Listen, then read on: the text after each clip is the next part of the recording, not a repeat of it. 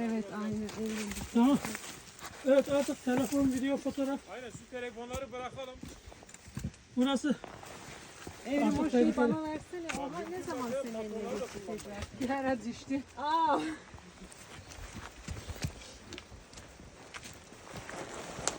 Şuraya takayım ha. Sanki rahat.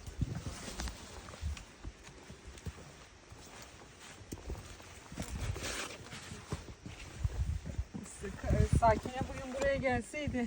Evet. Ay ama ne kadar güzel Evrim ya. Bu bir tane Dikey Limit diye bir tane dağcılık filmi var. İzleyen var mı? Yok. Ben izlemedim şahsen.